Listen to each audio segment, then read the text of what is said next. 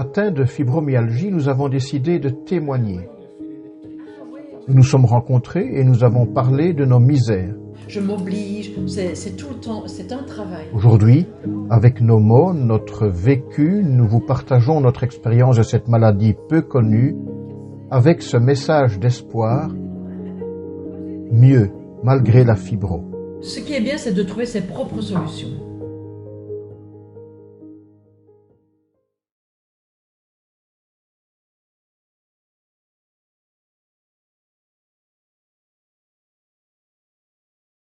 Bonjour.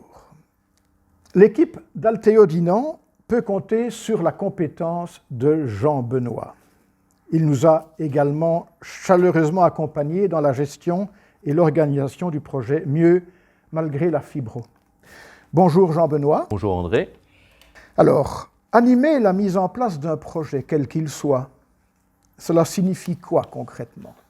Animer un projet, c'est avec un groupe, avec un petit groupe, un grand groupe, c'est aller d'un point A à un point B et donner de l'importance au chemin qui est parcouru entre le début du projet et entre l'aboutissement du projet.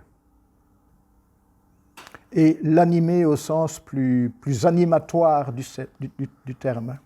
Animer, c'est veiller à ce qu'il y ait un débat démocratique, veiller à passer la parole à chacun, veiller à ce qu'il reste des traces aussi de ce qui a été décidé, parce que quand on discute entre nous, on a vite fait d'oublier, donc il y a aussi le côté garder la trace de ce qui a été dit.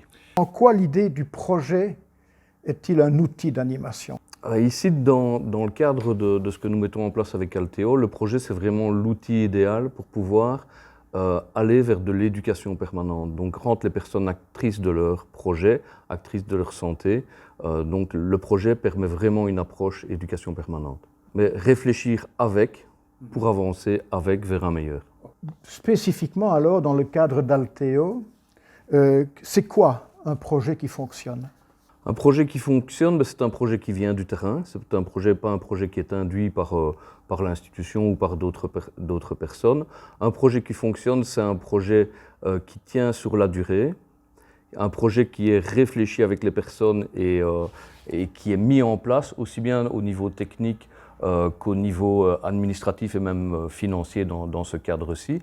Ce qui est super important, c'est qu'un projet puisse être évalué. Parce qu'un projet ne peut ne pas aboutir, mais si l'évaluation de la démarche est positive, c'est un projet qui pourrait quand même faire boule de neige. Et donc, l'effet boule de neige est important dans un projet. Ça veut dire qu'un projet, ça comporte une série d'étapes. Tu viens de parler de la dernière, l'évaluation. Si on retraçait un peu le fil du temps d'un projet. Première chose, il faut percevoir le projet ou avoir une demande du public, du terrain. La deuxième, c'est faire un état de la situation. La troisième étape, c'est se fixer des objectifs. Donc, qu'est-ce que nous avons comme objectif, nous tous ensemble? Et puis après, structurer les étapes. On a un objectif, on structure les étapes pour pouvoir arriver au final du projet, à l'objectif. Et on va pouvoir évaluer ce projet-là en revenant sur les objectifs qui ont été mis au départ. Et donc, dans le cadre alors plus précis du projet Mieux malgré la fibro, quelles ont été pour toi les grandes étapes? Il y a eu une grande période d'écoute. Donc, rencontrer les personnes, qui allons nous mettre autour de la table. Donc, on commence à 2-3. Comment on va étoffer le groupe? Ça a été une étape suivante. Le groupe a été étoffé en rassemblant des personnes en situation de fibromyalgie. Après ça, nous avons, avec les personnes, analysé la situation et on s'est rendu compte qu'il y avait deux attentes. Certaines personnes venaient pour elles-mêmes, en se disant moi j'ai besoin d'informations, j'ai besoin de certaines choses. Et on a rapidement constaté que d'autres étaient là pour faire profiter de leur expérience. Et donc, des rencontres de départ sont apparus deux projets, un projet, un sous-projet. Le premier, c'était l'accompagnement de personnes aidées avec une psychothérapeute. Donc là, on était plutôt sur une démarche « je viens déposer ce que je vis ». Et l'autre projet, c'est « j'ai déjà une expérience, je voudrais bien en faire profiter les personnes qui se découvrent fibromyalgiques ou qui se posent beaucoup de questions sur leur santé ».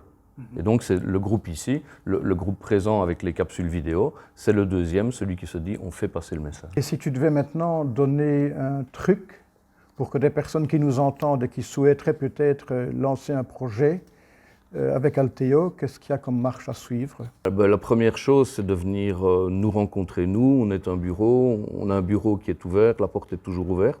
On peut écouter les personnes et ensemble analyser la situation. Donc la première étape qui est l'étape de l'écoute et de la perception des besoins et des envies, ça nous pouvons le prendre on peut aider, on peut guider, et puis par après, on a la démarche de mise en projet, et là, ça peut prendre 1 an, 2 ans ou 1 mois, tout dépend de ce qui est demandé. Dernière question alors plus terre à terre, comment peut fonctionner un projet financièrement dans le cadre d'Alteo? Donc les projets peuvent soit ne rien coûter, il y a des projets qui ne coûtent rien ou pas grand-chose. On peut, nous, se faire aider par des partenaires, on peut faire appel à des partenaires, mais on peut aussi faire appel à nos instances. On a un comité qui organise des activités, qui récolte de l'argent, qui a des petites réserves et qui peut les dédicacer à un projet ou l'autre. Merci beaucoup, Jean-Benoît.